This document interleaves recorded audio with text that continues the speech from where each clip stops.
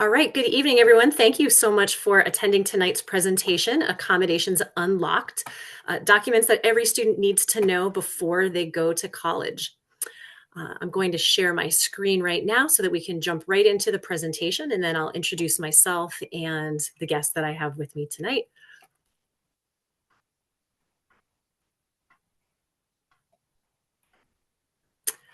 All right, we are so glad that you're here.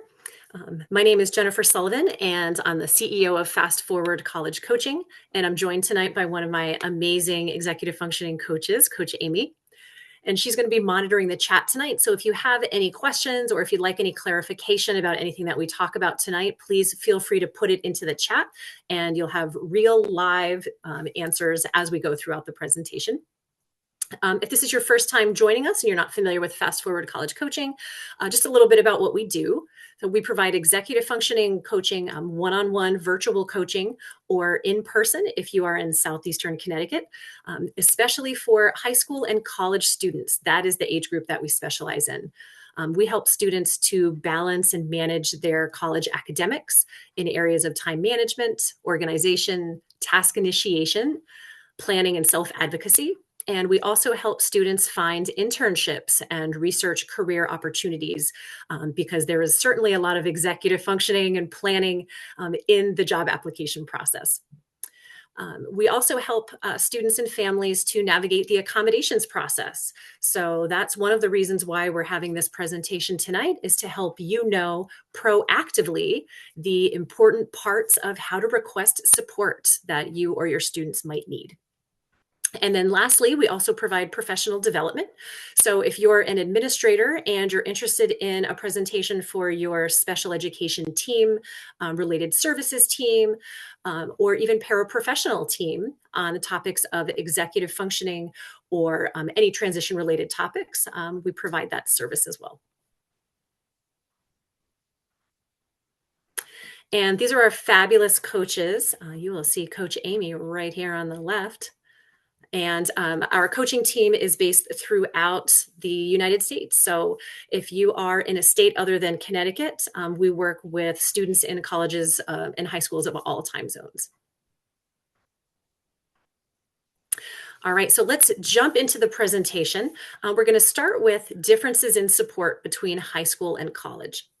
So I was really glad to see in the registration that we might have families and parents and caregivers here from students in middle school all the way through high school, and families of current college students. So if your student is in middle school or high school, their support is coming from the IEP or 504 plan. And you as a parent or caregiver are probably highly involved in that process. You attend meetings, you may Say right provide now that we you could may say provide anything about Felicia documentation. and she wouldn't hear us because No, I she's can in hear the you. webinar. Wonderful. All right. Thank you so much for muting yourself. And all right, so you're probably highly involved and in helping to push forward the process of disability support. Now, when your student is a college student, the process is very different, and your student needs to be the one that's really in the driver's seat. Your student is going to be the one, because they are 18, and higher education really talks to your student, not to yourself as the parent or the caregiver, unless your student signs a FERPA form. And we'll talk about that a little bit later in the presentation.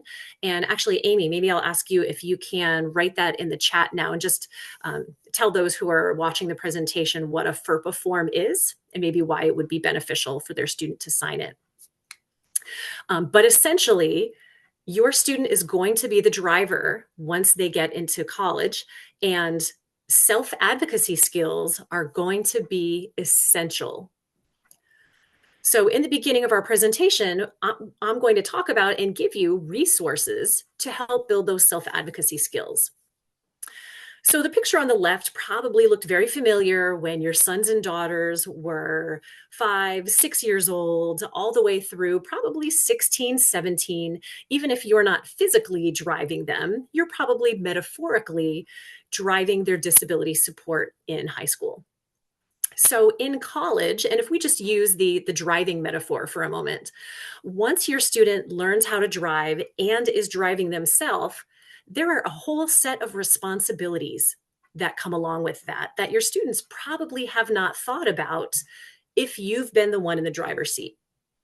So once your student learns how to drive, they have to think about things like, what time do I need to wake up so I can get in the car and drive myself to the place that I need to be? Do I know the directions to where I need to go? Do I leave the house and do I have my car keys? Do I have my license with me? Do I have a wallet or a bag? Um, where am I going to park when I get there? Right? Do I have to bring money? Is anything going to cost me money? Are there tolls? Are there parking fees? All of these questions your student has to think about now and take ownership of because they're in the driver's seat. And these are things that they may not have had the opportunity to practice before. So down at the bottom of the screen, it says, students learn to drive through practice, and they're going to learn how to be a self-advocate through practice also. So we don't want your son or daughter to advocate for themselves for the very first time when they go to college and have to walk up to their professor and explain a diagnosis or explain or give an accommodation letter, or have a conversation explaining why they might need support. We don't want that to be the first time that they use that skill. So how can you build self-advocacy skills? So I have written, I'm a co-author of the workbook on the left. It's called Sharing the Transition to College Workbook. And the workbook is full of worksheets similar to what you see on the screen here, with real world scenarios asking and giving your student opportunities to practice self-advocacy. So the worksheet on the left talks about how your student will need to give their professors their accommodation letter. And we're going to talk about what that is in the presentation. And so there's opportunities on the worksheet for your student to practice how they would start that conversation. The worksheet on the right asks students to identify, do they know what their diagnosis is? And do they know how it affects them in school? Sometimes students will tell us, well, I don't really know what accommodations I'm getting because they're built in to my school environment. Or, I know that I have ADD or ADHD, and I just know that I get extended time on tests, but I don't really know how the diagnosis, affects me truly in a classroom. So the workbook provides opportunities, and a lot of the opportunities are also conversation starters for you to have with your sons and daughters, or conversations for you to have in a classroom. So here are a couple of things that you can do at home. You could do these tonight, or you could do these tomorrow, or in your classroom tomorrow, to help your students practice self-advocacy skills. From the very beginning, if your student has an upcoming dentist or a doctor appointment, have your student call the doctor's office. Now, if your students are anything, like my teenagers, they probably do not want to pick up the phone. They don't know what to say, probably because I've never given them the opportunity to practice making their own appointment. But this is going to be extremely important when they need to schedule a tutoring appointment in college, or they need to schedule an office hours appointment.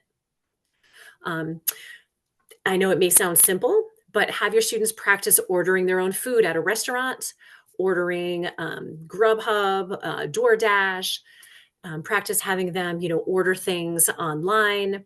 All of these are small steps towards self-advocacy. And you're going to see throughout the presentation that self-advocacy is just a running theme that you're going to hear me talk about probably ad nauseum throughout the presentation. Have your student practice sending professional emails anytime. And trust me, I know it is hard to resist the urge. But anytime you want to send an email to your son or daughter's school, to a teacher, to a principal, to a guidance counselor, to a school psychologist, what if you CC'd your student on that email? Or better yet, what if you had your student write that email instead of you? Because truly, this example, this is what's going to happen in college. Your student is going to be communicating with their professors, with the disability support office, with the tutoring center, and not us as parents. You could also have your student practice something as simple as asking their teacher a question. If they were sick and they missed a day of class, They could practice going up to their teacher at the end of class and asking a question, asking for a missed assignment, asking them to have a meeting after school. And you could also have your student talk to maybe a trusted, caregiver, somebody in your family, or even a teacher at school about their diagnosis. Jen, I think that most students will have like a final IEP meeting in their last year. So that's a great time to have the student practice that because there's often a lot of teachers there who are skilled in like disability kinds of questions that a teacher might ask. And so that would be a good time for them to practice. And then you're there as well to help coach them. Yep. Yep. That's a great point, Amy. Yep.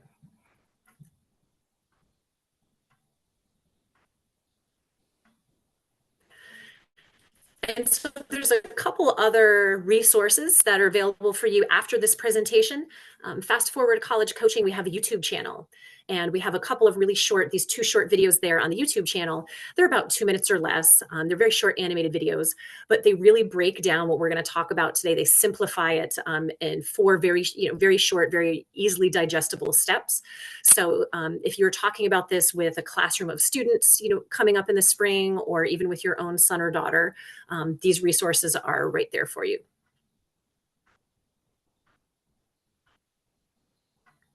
Okay, so this is probably one of our most asked questions. When is the best time to contact the disability office? When should my student request accommodations?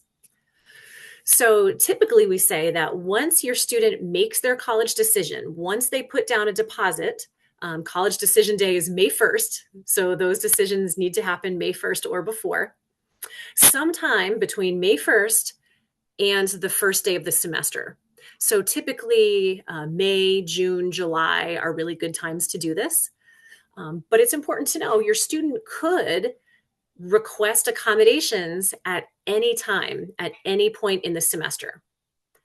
However, we don't suggest that your student does this while they have classes. So during a semester, they're learning about history, they're writing papers, they're learning about biology, they're studying for exams and accounting. And so we don't want them to be applying for accommodations at the same time they're doing all of those things. So if you have a high school senior, we need to wait until you've made a decision, until you've said and put down a deposit and said, yes, I'm coming here. This is the choice for me. At that point, the school will say, all right, you are now an incoming college student. And that will give them an email address and then kind of make it official. And so at that point, you could contact, or your student could contact, the disability support office and start the process that we're going to talk about in just a minute.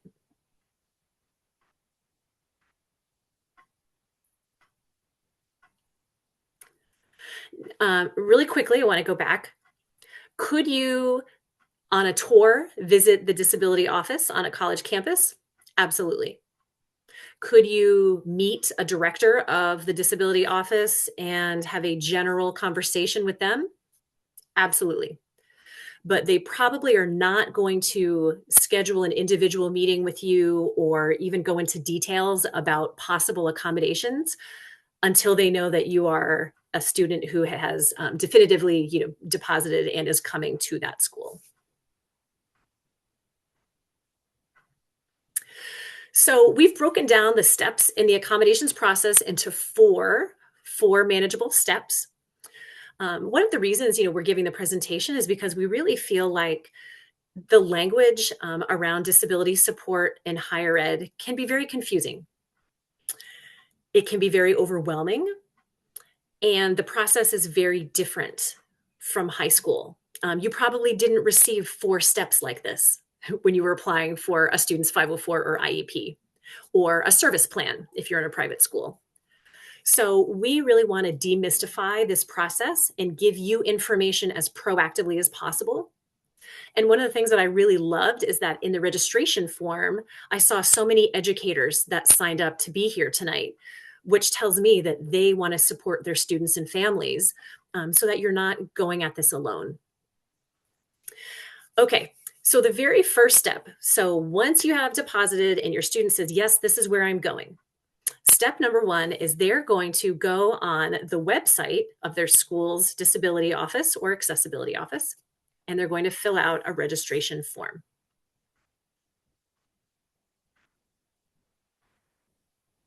So here's an example of what that might look like.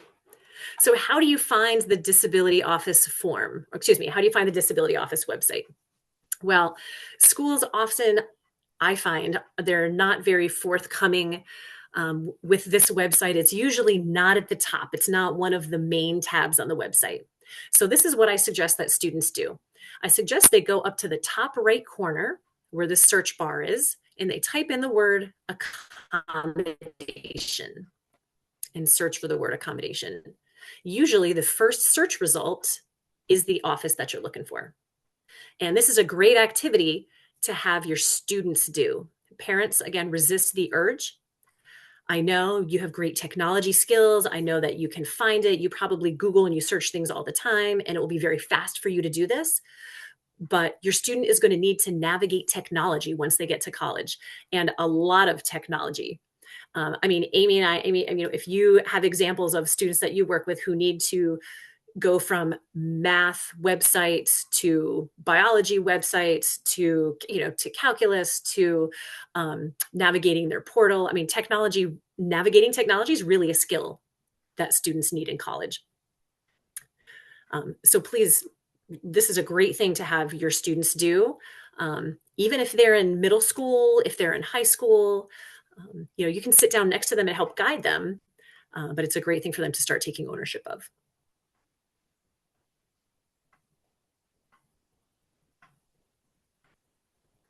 All right, and once you find that website, once your student clicks on it, they're going to click on something that resembles new students. So this process that we're talking about right now, students are going to only do once. When you're a new student at a college or university, you are going to fill out these forms and go through this process 1 through 4. You're only going to do that once. But then each semester, you're going to need to do something a little bit smaller to get a new accommodation letter for your new classes. So what we're talking about right now, you are a new student.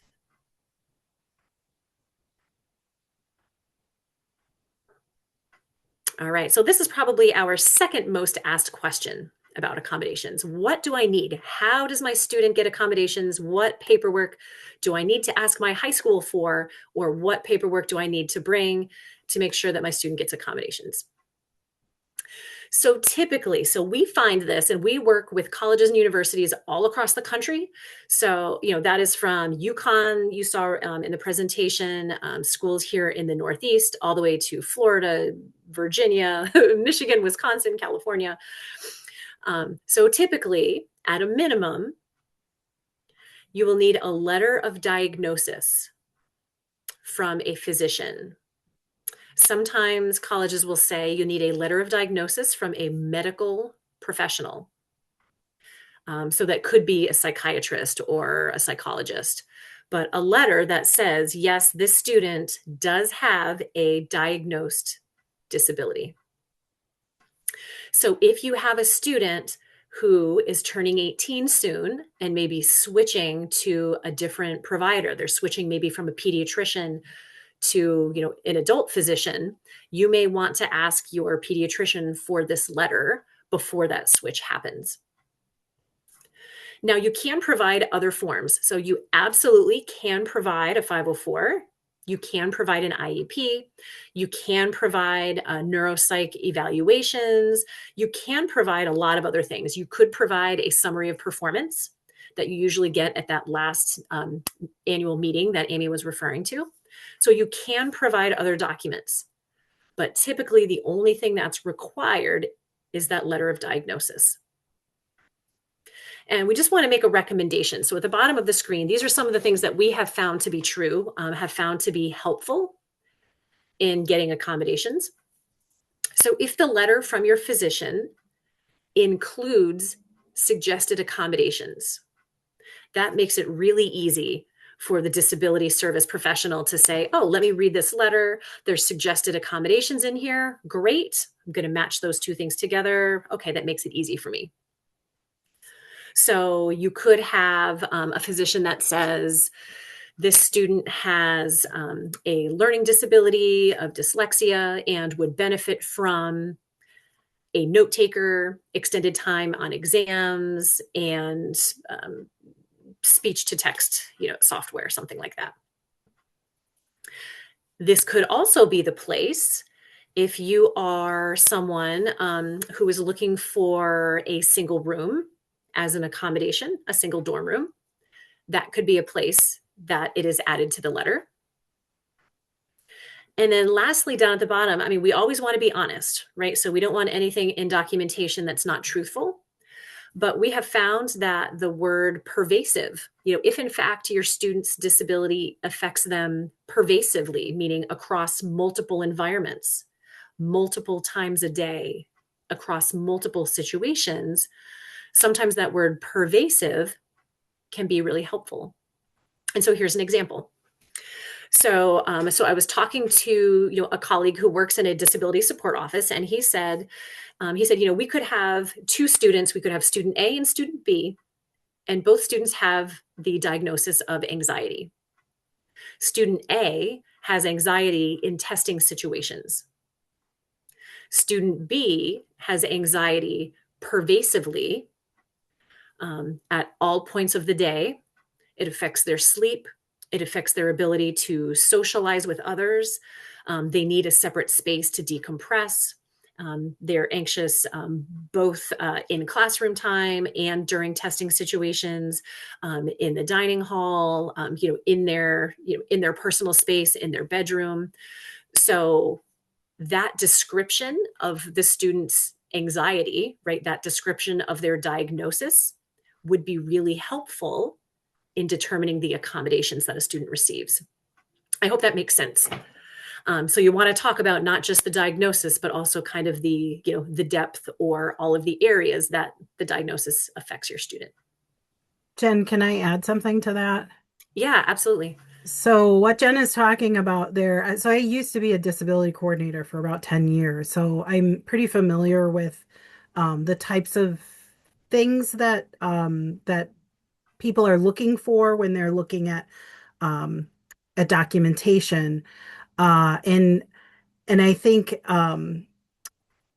students tend to downplay things when they write their little like um, usually they're asked to describe how their disability it affects them. And that's very difficult for them to do because nobody's ever asked them to do that before. And this is a situation where they don't want to say, well, I've really improved a great deal and I don't need as much as I used to need. And I don't always need this accommodation, just sometimes. Like they want to say stuff like that, and that's great that they feel that way. But in this situation, being very realistic about what might be needed at any given time is really important. And that's also true from the doctor as well. So that use of the word pervasive shows them that we're not just saying, oh, yeah, this student has test anxiety, because test anxiety doesn't exist in the higher education world. It doesn't exist in therapy. There's no such thing as test anxiety. There is generalized anxiety disorder. And that is what they're looking for, and they will support that.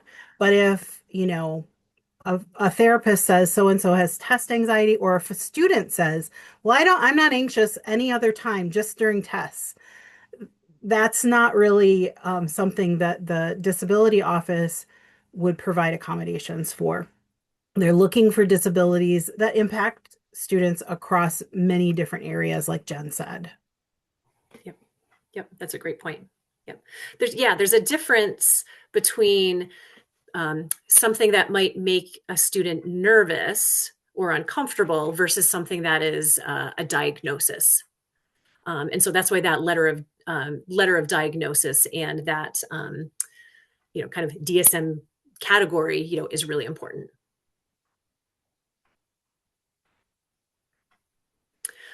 So going back to our 4 steps. So step 1 is your student goes onto the website and fills out a form on the Accessibility Office website.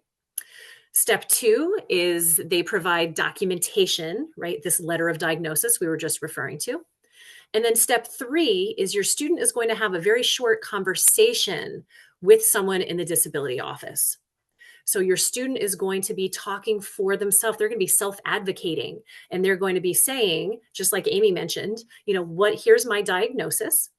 Here's how it impacts me in the classroom. And here are testing or classroom accommodations that I've gotten in the past that have been helpful to me. Or here are accommodations that maybe I didn't get in the past, but I do think that these would be helpful to me, right, in my classes.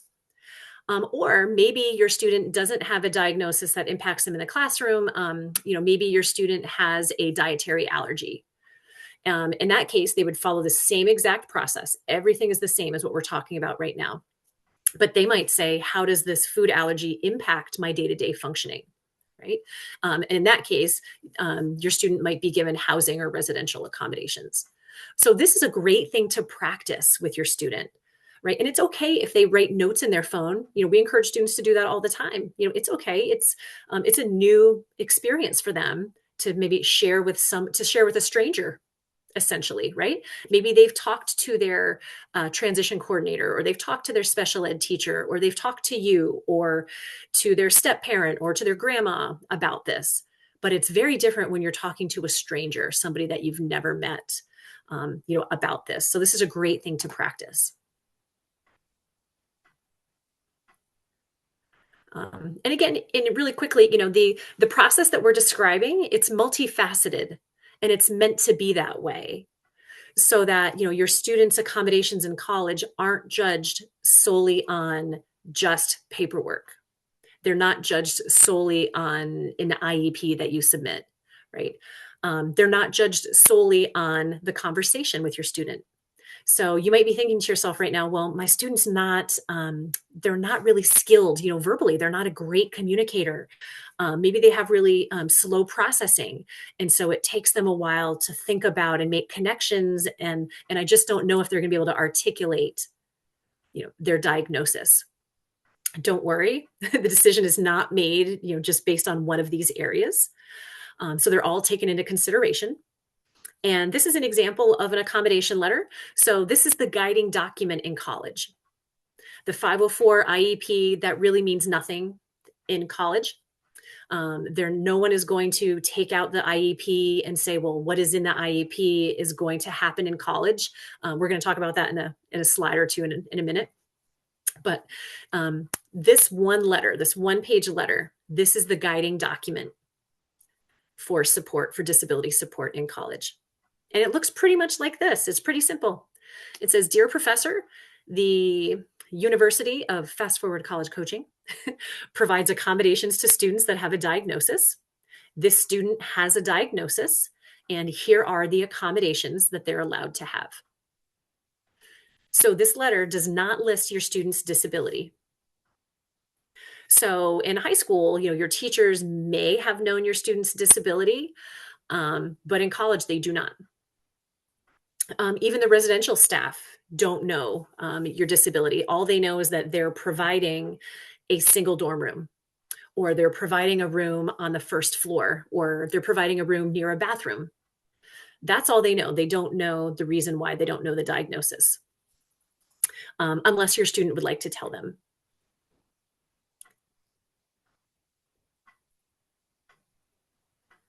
All right. So a couple of little details now, some details about accommodations. All right. So as we talked about over here on the left, the beginning of a new semester, right? Your student is going to go through, you're brand new in college, your student's going to go through those steps 1, 2, 3, 4 that we just talked about. After your student is a brand new student, every semester, like it says down here at the bottom, every semester, as soon as your student gets new classes, they're going to do this right here in the middle. They're going to request a new accommodation letter and give it to their professors every semester. And so a lot of families will say, well, why do we have to do this? Why are we doing this every semester? Right? Um, well, students are going to take new classes every semester. And maybe your student is taking a math class in the fall and they need the use of a calculator as an accommodation. But in the spring term, they're not taking a math class. And so there's really no need for that calculator accommodation. So we're going to take that, off the accommodation letter. But maybe your student's in a new type of class that they've never had before. And maybe there's an accommodation that they need that they didn't need previously. And what you see over here on the right is that students can use different accommodations in different classes. So they might have a public speaking class and not need any accommodations at all. But your student might have a chemistry 101 class, and they might need a note taker. They might need extended time on tests. They might need, breaks during exams. So the professor's teaching style, the content of the class, the format of exams and assignments, all of those things could warrant different accommodations.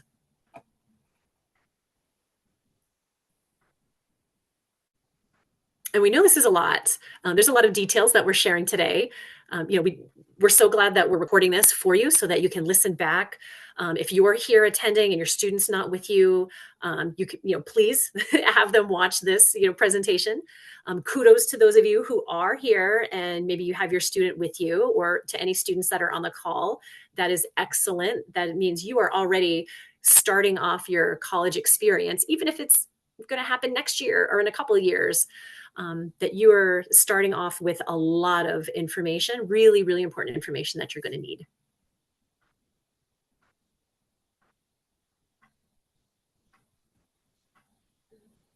So this is an example of a worksheet that's in that workbook that I was telling you about earlier, the Sharing the Transition to College workbook. So colleges are not going to necessarily hand you something like this and say, okay, Jen, welcome to our college. This is a list. This is a menu of accommodations. Why don't you tell us what you want? And we're going to give you everything that you want. It's not like a buffet where you can pick a little bit of everything. Often colleges don't even tell you what the possible accommodations are.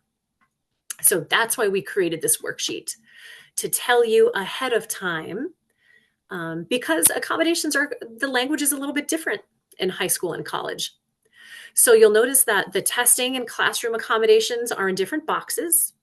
And then down at the bottom are housing and dining accommodations. And, those are, again, following the same procedure. And over on the left in red, these were some questions that you all asked during the registration form that you wanted to know a little bit more about. So we've already kind of talked about single dorm room. That is an accommodation. That is something you could ask for, and again, would need to provide documentation of. Some colleges, and Amy, I'll welcome your thoughts and your feedback on this too. Some colleges allow extended deadlines on homework assignments. I find it's rare though. It's very rare, but I have seen a couple schools that allow that. And then a reduced course load. So this means that if a school normally requires students to be full-time by taking 12 credits or more, and 12 credits is around 4 classes, you could apply for a reduced course load accommodation. And that means your student would be allowed to take 3 classes. They'd be allowed to take 9 credits instead of 4, but still be classified as full-time. And because they're classified as full-time, they would still qualify for financial aid and housing, because some schools require students to take 12 credits to live on campus. So that is one. As soon as I mention usually, reduced course load, parents' ears perk up, because that can really help students be successful. The difference between balancing 4 classes and 3 classes is really significant. I don't know. What do you think, Amy? Is there anything here that you've had experiences with students that have been really successful, because they've used these certain accommodations? Um, I think reduced course load is really something that that isn't considered enough, and I think is definitely worth asking some questions about. Don't just ask questions of the financial aid office, though. Ask questions of the academic advisor and get recommendations from the academic advisor. They tend to know the level of difficulty of most of the freshman year courses, and so they could kind of say, well, you know, your student is a science major, and so they might actually benefit from doing a reduced course load just because of the level of intensity. But, this other student maybe is a less rigorous major or a major that plays better with that student's strengths. And so maybe a better fit for them. So deadline extensions, I will agree with Jen. That is hit or miss. Different schools will allow it. Some are very stringent about what they will expect from that, or, like they'll say you can ask for a 1 day extension and you can only use it so many times. And other schools will not allow that at all. So it isn't something that a student should just assume that is gonna like that they're gonna be able to turn in all their work at the end of the semester, because sometimes that just will not happen. Right. Yes. Yep. Absolutely. I agree with Amy. Um, situations where I have found it to be granted are, for example, if a student has a seizure disorder, and if a student has a seizure, maybe for the next 24 hours or 48 hours after that, the student needs to rest, or maybe they need to sleep.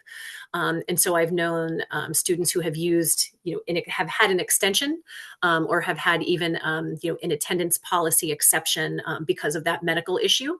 But again, there needs to be documentation, pretty specific documentation about why that accommodation would be needed. Yeah. And so this is kind of what Amy was just referring to. So, by law, colleges and universities can determine what they deem to be a reasonable accommodation. And that word reasonable is kind of sticky, but because it is the law is worded that way, each college can determine their own accommodations. So you may have, so here's an example on the screen. You may have had an IEP in high school, and this student may have had all of the accommodations that are listed up here on the screen in high school. And if the student goes to college A, these are the accommodations that they would have been granted from college A. And then the student transfers and they go to college B. Well, college B agrees and grants some of the same accommodations. The student transfers again to college C, and there are some different accommodations there. So just kind of keep this in mind. If your student goes somewhere for a year and then they decide to transfer, that the accommodations they get will not necessarily be the same from one college to the next. And this could be also why you might have a family friend or someone in the community that says, my student is going to college A, and here are the accommodations that my daughter's receiving, but your student goes to college B. And even if they have the same diagnosis, colleges again have that leeway where they can decide what reasonable accommodations are. That the All right. disability the accommodation letter is a living document. Sorry. The accommodation letter is a living document. So that means that it can change semester to semester to semester. And if an accommodation comes up that hasn't been suggested, but maybe you've heard cousin or whatever, somebody has used an accommodation and you think that would be appropriate for you, have a conversation with your disability coordinator. That conversation should be happening every single semester. What worked, what didn't work, what might be helpful. Not everything that you ask for is going to be granted, but you certainly can ask for stuff and have conversations about why or why not that accommodation might be appropriate. Yep. Yep. Yeah, and you most likely will get an email every semester reminding you to apply for accommodations again, but they're not necessarily going to ask you or invite you down for that meeting that Amy was just talking about. And I agree, that's a really good idea for you for students to reach out to the disability office, maybe and ask for a meeting at the beginning of every semester and say, "Can we talk about my classes, last semester and compare it to my accommodations, and let's talk about what worked and what didn't work." But you're going to need to be the one students to reach out and to schedule that meeting because no one is necessarily going to be checking in, with you about that. So again, I'm bringing this slide back. So we saw this at the beginning, right, of the presentation. But now, hopefully, after seeing the slides of the process that your student is going to need to do in college, you're going to see really the importance of this self-advocacy, right? So again, these are just some really simple things. Our students are as independent as the opportunities that we give them to be independent, right? You can't learn to drive if you don't have any practice behind the wheel. So we can't expect our students to be self-advocates in college if they haven't had practice being self-advocates in high school and in middle school. And it's okay if you realize, maybe maybe I'm the keeper of all the things in my family. Maybe I'm the person who knows all the schedules and I know what everybody's doing, and I pack the lunches and I make sure everybody's got what they need in their backpack. And I realize that in the moment, the short term is that I'm helping my family to get where they need to be. But if I'm realizing my student's going to college next year, this is as good as time as any to maybe pull back a little bit and to start giving your students some ownership, over those things that right now you're coordinating. Let them, while you're with them, let them start coordinating some of those things. And just a couple questions before we finish. Again, so this is a great time to kind of get some questions in your head if you'd like to ask once the presentation is over. So what do your professors know, right? So they see the accommodation letter. Your student gives them the accommodation letter. So all they know is what is in that letter. They know accommodations that your student is allowed to have. They don't know your student's diagnosis. They don't know anything else really outside of that letter. So it's a good idea. We always recommend that students sit down and maybe go to office hours in the first 2 weeks of the semester. Introduce yourself to your professors, explain a little bit about accommodations and how they can help you. Talk about how you want to do well in this class and that these accommodations are supports, that are going to help you do well. And then we're also asked this question, well, what do we do? What does my student do if the professor doesn't provide accommodations in the letter?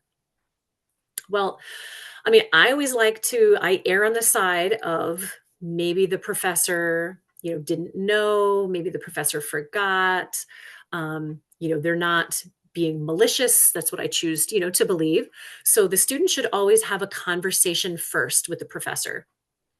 If they come home and they tell you, mom or dad, and you're infuriated, you can't email the professor. You can't email the disability office because the very first thing they're going to say is, the student needs to have a conversation with the professor first. So after that conversation, if that conversation is not fruitful, if it doesn't move things forward, if your student still is not getting the accommodation, then they can contact the accessibility office and they will take over. They are there on, they can speak on your student's behalf alongside them, not in place of your student. I always encourage students, if they're emailing a professor about kind of a sticky situation regarding accommodations, to always CC the accessibility office, because the accessibility office doesn't know about issues if they haven't been told by your student. So that's kind of the order of operations here is your student needs to talk to the professor first and say, my accommodation letter says I can have copies of notes, but I didn't see the notes from today's lecture online. Can you please email them to me? Or put them in Canvas or the course portal. And then if they're not successful, that's when, and again, like Amy was saying, don't be afraid to have conversations with the disability office. They're there to help you. They truly are on your side to help you get support that you need. Is there anything I forgot about that, Amy, that you want to add about if a professor doesn't provide accommodations? I just think it's also good to know that sometimes professors might provide accommodations in a way that they think is equitable, but isn't necessarily. So an example might be, um, the student is used to taking their quizzes out of class. Um, but that's causes a problem because the professor wants to give the quiz in the first 5 minutes of class. And so then they would have to start class early for that student. And so they just say to the student, oh, don't worry, you don't need to use accommodations on that.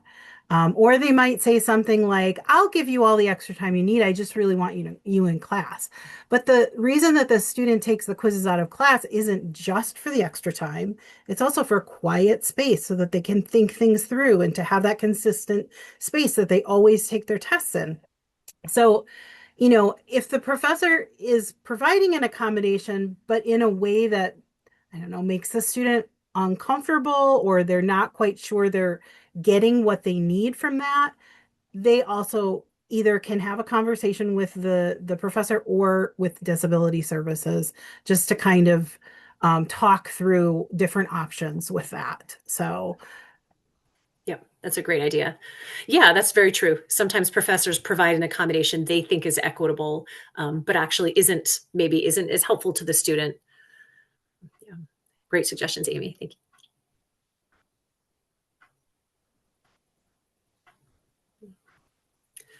So as we're at the end of the presentation, you might be thinking, or if you have a student who, and kudos to them, if they have sat through 50 minutes of talking about accommodations, they might be thinking, wow, this is a lot, right? This is very different than high school, maybe because the student wasn't, entirely involved in this process in high school. So they could be thinking, wow, this feels really overwhelming. Um, the good news is, a lot of what we're talking about here only needs to happen once, right? Once your student is a new student and they're starting college for the very first time. But it will get easier. And it's always easier to start a semester with accommodations in place. So having gone through all of these steps, it's so much easier if your student can do this over the summer before they start, their fall semester in college. And as I mentioned, it does get easier, and your student absolutely can do this, and it will pay off for them. These accommodations are necessary, to students learning and to being successful in a lot of different areas, and it's absolutely, absolutely worth it. And so, if there's anything in the presentation that you have a question about, if you want us to review any information or documents about your student, if you are interested in coaching, or even any of the free resources that are on our website, we have about 9 worksheets that are there that are for free. There's free videos on transition, college readiness, accommodations. There's so much information that we want you to have proactively, because it's really important. And information is important and can make the process in college a little bit more smooth and a little bit easier when you have the information ahead of time. So thank you again so much for being here with us. We're going to stop the recording, and then we'll give you an opportunity to ask any questions if you would like. If not, feel free to leave and hopefully connect with us again soon.